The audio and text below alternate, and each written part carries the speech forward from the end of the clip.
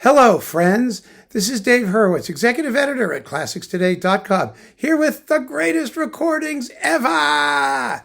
And today, not everything is going to be like the most major piece of music in the universe, like big, huge romantic things and whatnot. We have to do, other stuff as well. I really think. There's some great recordings of other things. And of course, Mozart piano concertos. I would really like to run through a series of great singleton recordings of Mozart piano concertos. I hope you folks would be interested in that because there are just some amazing recordings of incredible performances that don't get a lot of attention because we tend to think of the Mozart piano concertos now because of the way they're sold in clumps and big groups and stuff like that. But, in the history of records, Mozart piano concertos have been played by the greatest of the great, and it was so wonderfully.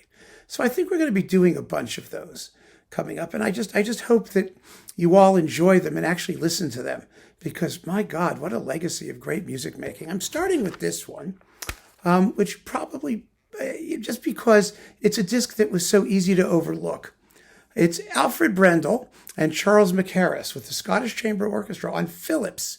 Remember, they made recordings for Philips, which is now Decca, of Mozart piano concertos numbers 9, the Jeunehomme, and 25, which is one of the late great Mozart concertos that nobody talks about because it doesn't have a title. It's not called something like, the hippopotamus or, the angioplasty or whatever you nickname these things. And it's just a great piece of music. That's it. And Mackerras is such a stylish Mozart conductor. My God, he's fabulous. And Brendel was a great Mozart pianist, whether you like him or not. Brendel is controversial. He really is, especially in the piano wacko circles, because he was, he had very limited repertoire predilections, and he recorded the same stuff over and over again. He did all the Mozart piano concertos with Mariner and the Academy of St. Martin in the Fields. It was a very decent cycle. His tone was always a little bit brittle, I think. He wasn't somebody who went in for sensuality of sonority, but he was a very, very smart and interesting guy, a stylist, I think, in Mozart. And these two concertos really, I think, show what he could do when he was at his best. He made this late series of concerto recordings with Mackerras that was really first class. There was no diminution of his technique, and a certain wonderful conversational quality in these performances because you've got a conductor who really knows how to handle the music, and they got along fabulously well. Apparently, they really enjoyed each other's company, and you can tell in these performances. And it's just the kind of disc that's going to give, I think, some sort of attention to two works that don't usually get a lot. The Jeunehomme, number 9, is the first really sort of major Mozart concerto, and it fascinatingly begins with the orchestra and the piano in dialogue, like at the beginning of the Brahms second concerto, only much zippier. It's do do do do do do ba da ba ba da da da da ba ba. With the piano, and the orchestra goes da ba da da da da, and then the piano goes da da da da da da. Then you have the huge orchestral opening ritornello, as we expect in classical concertos, and the piano waits to remake its entrance. But it's a wonderful work.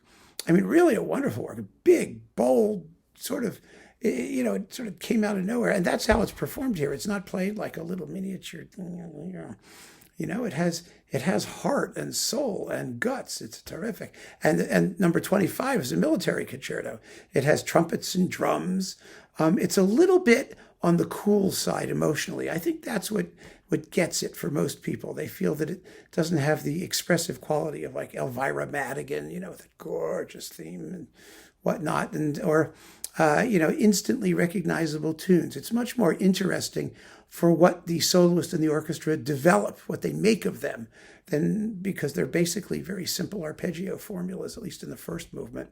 It's da ba da ba da ba ba ba ba. It's one of those little martial march things, but it's a wonderful concerto, and it's played to the hilt by Mackerras and Brendel, and very, very well recorded by Phillips. And this was a wonderful series, really a wonderful series that happened at the very end of Brendel's career. And because he was his own worst enemy and recording the same things a billion times, Alfred, he shouldn't have done it that way. It was hard in the morass of Mozart recordings to have these things stand out, I think, the way that they should have, but they should. And so this is unquestionably, in the Mozart Concerto universe, one of the greatest recordings ever. Someday we have to do the Mozart Piano Concerto Crusade, don't we? We really do. I only have, 45 or 46 more to go in the Haydn Symphony Crusade, and maybe we'll swap over to Mozart after that. That would be fun. Anyway, keep on listening, friends, and thanks for joining me. Take care.